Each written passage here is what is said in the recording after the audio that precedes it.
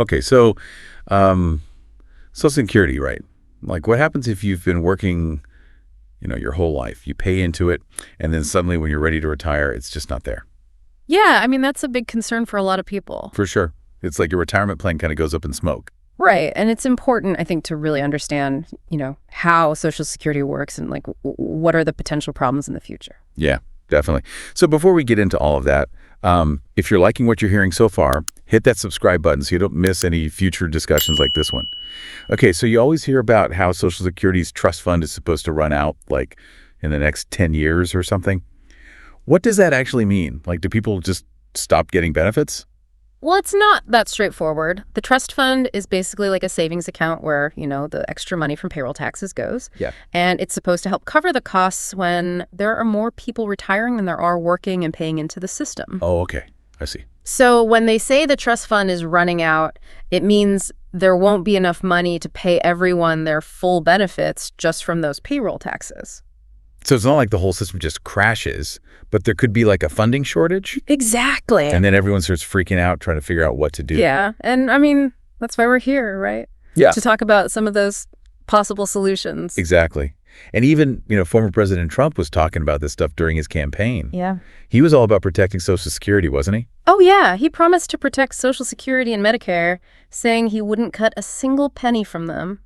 Wow. So he was pretty serious about it. Yeah. He even had some specific ideas like eliminating federal taxes on those benefits. Oh, so basically giving people who get those benefits a tax break. Exactly. It sounds pretty good, right? Yeah. I could see the appeal for sure. Yeah, about 40% of people getting benefits have to pay federal income taxes on that money. So getting rid of those taxes would definitely help them out.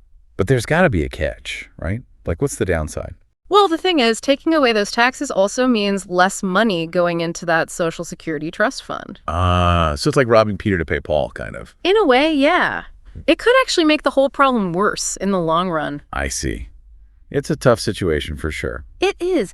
It's not as simple as just saying tax cuts are good or bad. Yeah. You have to look at the big picture. Right. You have to think about the long-term consequences. Exactly. And it wasn't just Trump who was talking about this. You had people like Vivek Ramaswamy, Elon Musk, Vance. All these big names were worried about Social Security's future. Huh. Interesting. So they were all on the same page about this. Well, they all seem to agree that the key to fixing Social Security was to have a really strong economy. Okay, so like more jobs, more people paying into the system. Exactly. Their argument was that if the economy was booming, then more people would be working and paying those taxes, and that would help fix the problem. Yeah, I guess that makes sense. But is it really realistic? Like, can we just snap our fingers and make the economy perfect? That's the big question, isn't it? And even if we did get tons of new jobs, you'd still have to think about what kind of jobs they were and how much money those people were making. Just having more jobs doesn't automatically mean more money for Social Security if those jobs don't pay very well. Oh, yeah. That's a good point. It's complicated. It really is. So it seems like no matter which way you look at it, there are all these challenges, and it's not a simple fix. Nope. Okay, so let's talk about some of the specific ideas that people have come up with to try and fix this whole Social Security mess. We've got 5 main proposals that are being talked about a lot right now. Yeah, let's break them down. Okay, so the first one is raising the full retirement age.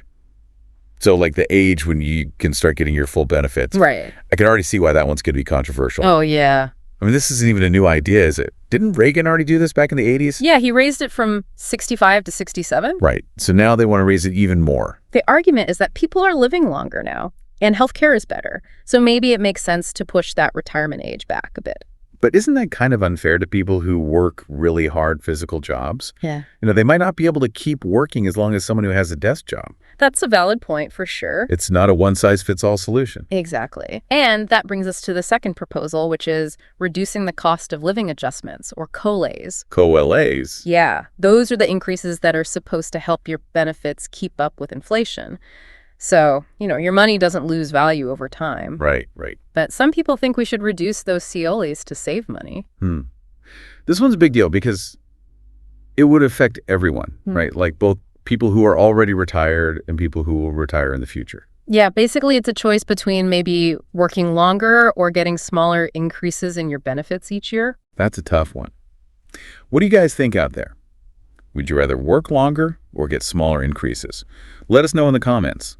And hey, while you're at it, if you're finding this whole breakdown helpful, hit that like button. It really helps us out. So, okay, back to the proposals. What else is on the table? All right, so we've got raising the retirement age, reducing those CLAs. What other ideas are people talking about? Well, another big one is increasing payroll taxes. Payroll taxes. So Yeah. the money that comes out of our paychecks already. Yeah, both employees and employers pay those taxes to help fund Social Security. So they're saying we should just give them more of our money. Well, the idea is to gradually increase it. Gradually. Yeah. So right now it's 6.2% of your wages. Okay. And one proposal is to bump that up to 6.5%. 6.2 to 6.5. Doesn't sound like a huge difference. It might not seem like much, but when you think about how many people are working and paying those taxes, it could add up to a lot of money. Yeah, I guess that makes sense. Yeah. And I've actually heard some people from both parties talking about this one. It's true. It does seem to have some bipartisan support. Huh. Interesting. Okay, so what else is there? Well, there's another tax-related proposal that's a bit more controversial. Oh boy, here we go. It's the idea of eliminating the payroll tax cap. The payroll tax cap. Now remind me what that is again. Sure. So right now there's a limit on how much of your income gets taxed for Social Security. Okay. In 2025, that limit is set at $176,177. Wow. $176,177. Yeah. And any money you make above that doesn't get taxed for Social Security. So let me get this straight. Someone making like $50,000 a year pays those taxes on all their income, but someone making $250,000 a year only pays them on the first $176,177. Exactly. That does seem kind of unfair when you put it that way. And that's exactly what people who want to get rid of the cap are saying. Yeah, I can see their point. They're saying it would make the system more fair and bring in a lot more money by making the wealthy pay more. Right, but then you have people who are worried about whether that would hurt the economy or if it's really fair to make high earners pay so much more. It's a tough one for sure.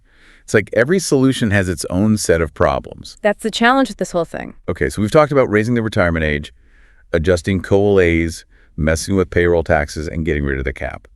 What's number 5? Number 5 is means testing. Means testing. Now, what does that mean? So means testing basically means that whether you get Social Security benefits and how much you get would depend on your financial situation. So like if you have a lot of money saved up or other income, you might get smaller benefits or maybe no benefits at all. Exactly. It's kind of like some other government assistance programs where they look at your income and assets to see if you qualify. Right. The idea is that it could help save money and make sure the benefits go to the people who really need them. Makes sense. But wouldn't that change the whole idea of Social Security? That's the debate. People are worried about whether it's fair to turn Social Security into a needs-based program instead of something you earn by working and paying it. Yeah. That's a big question. It's like we're talking about changing the whole philosophy behind Social Security. It's a fundamental shift. Wow. So it's not just about numbers. It's about values and how we think about taking care of people in their old age. Exactly. It's a complex issue with a lot of different factors to consider. It really is. And it seems like there are no easy answers. Nope. There will probably have to be some compromises no matter what. All right. So we've gone through these 5 proposals, and it's a lot to take in. What do you guys think out there? Which one seems like the best option to you? Let us know in the comments. We'd love to hear your thoughts. Wow. I mean, we've covered a lot of ground here, haven't we? Like from how the trust fund works to all these different ideas people have. It's definitely a lot to think about. Yeah, especially when it's about your own retirement. You know, kind of scary. For sure. It's your future we're talking about. And the truth is, nobody knows exactly what's going to happen with Social Security. That's right. We don't have a crystal ball. So what are people supposed to do? Like, how can our listeners get ready for whatever changes might be coming? Well, the most important thing is to stay informed, Mm-hmm. keep up with the news about Social Security, and talk to a financial advisor. Yeah, a good advisor can really help you figure all this stuff out. Definitely. They can look at your situation, help you understand your options, and come up with a plan that works for you, even with all this uncertainty. So basically, don't just sit there and worry about it. Be proactive. Exactly. Take control. Don't let fear make your decisions for you. That's good advice, I think, for anything, really, not just retirement. Absolutely. It's about being prepared. So this whole conversation about Social Security is like a reminder that we all need to be thinking about our finances and planning for the future. It's a wake-up call for sure. Yeah, it's like don't just assume everything will work out. You have to take charge of your own financial well-being. Couldn't agree more. Well, I think that's a good place to wrap things up. We've talked about a lot of complex stuff today, but hopefully it's been helpful. I hope so too. Knowledge is power when it comes to making good financial decisions. Absolutely. So keep learning, keep asking questions, and keep planning for a secure future. And hey, before you go, if you enjoyed this conversation, give us a like and subscribe to stay up to date on future episodes. We're here to help you navigate the world of finance and make smart choices for your money. Thanks for listening.